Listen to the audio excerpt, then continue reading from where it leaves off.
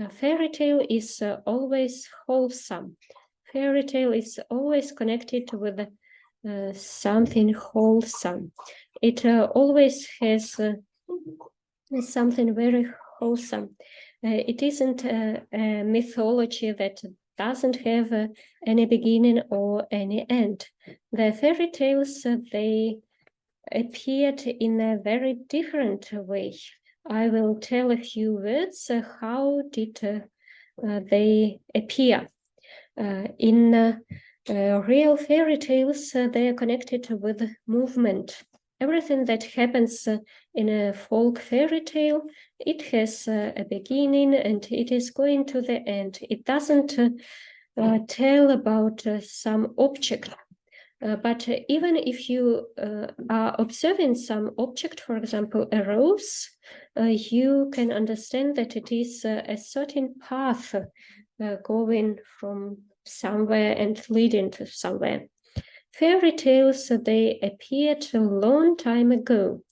We will soon come to Cinderella, but first I wanted to say some more words about our course with Gulsara. It is a fairy tale in some way because we never worked together before. We are just beginning, and we are hoping that we will have a beautiful ending as well.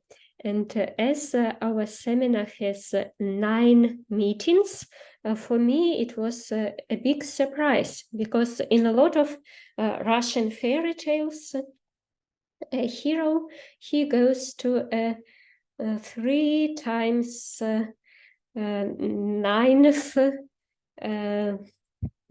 kingdom. So this word is used only in fairy times. 3 times 9th kingdom, 3 times 10th land.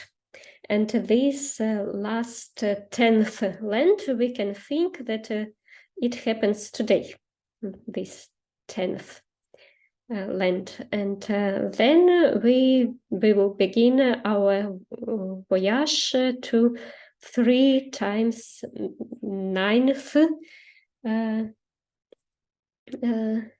kingdom. I hope you will have some images, some thoughts. Why is it not 7, not 12, but 3 times 9th? And now let's go over to Cinderella.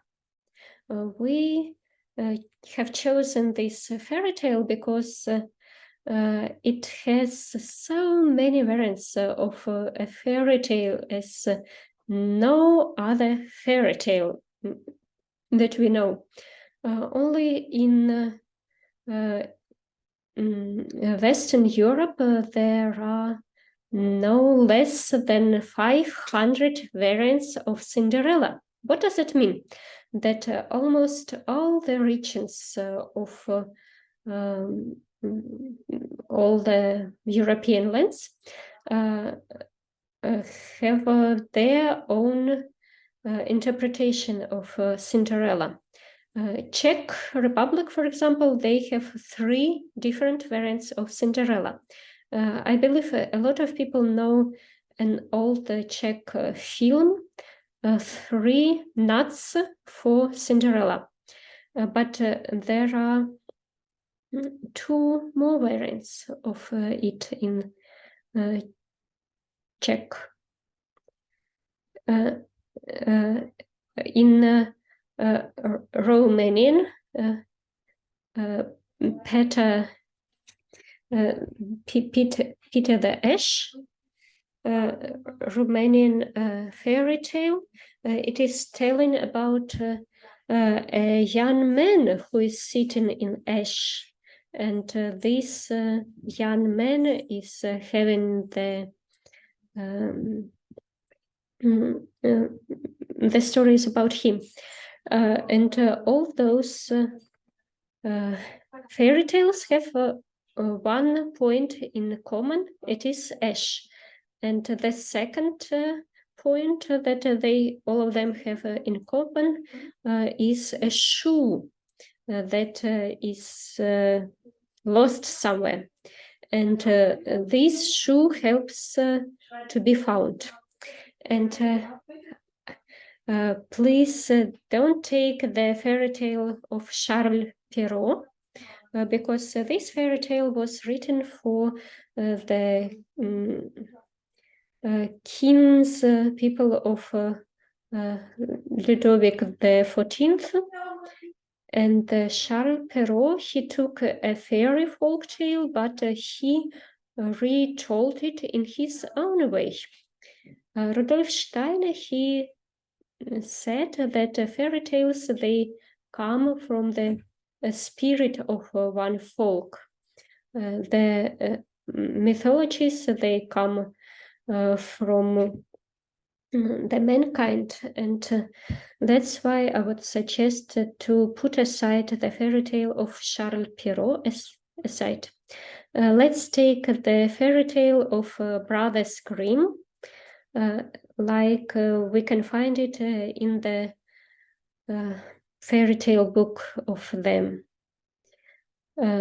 Brothers Grimm, they published the book 115 years later than Charles Perrault, but for sure they took another fairy tale than he did. I try to put into the chat now. If someone has at home the text of Brothers Grimm, I would suggest to take it, and in Russian variant, you will find the variant in the chat now. I don't want you to read it. I want you to listen to it, because a fairy tale, it was born from the telling. Who was telling fairy tales?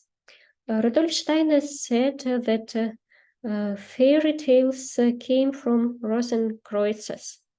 Those people who could still feel the archetypes and who could bring them in the language that would be familiar for European people. A lot of European fairy tales came from the East, Arabian fairy tales, Indian fairy tales, Russian and Ukrainian fairy tales, rather little Russian and Ukrainian fairy tales. It was rather another process that Russia and Ukraine got a lot of fairy tales from other folks, but surely had the ones from of their own. We can go into different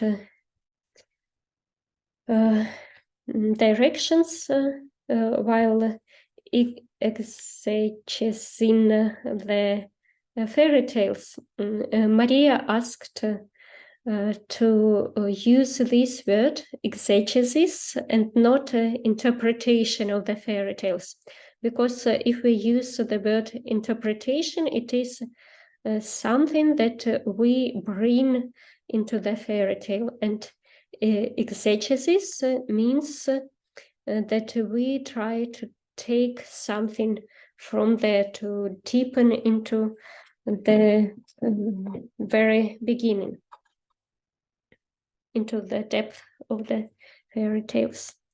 1913, in his lecture, one of the lectures of Rudolf Steiner was called Exegesis of the Fairy Tales. Why did he suggest to do it?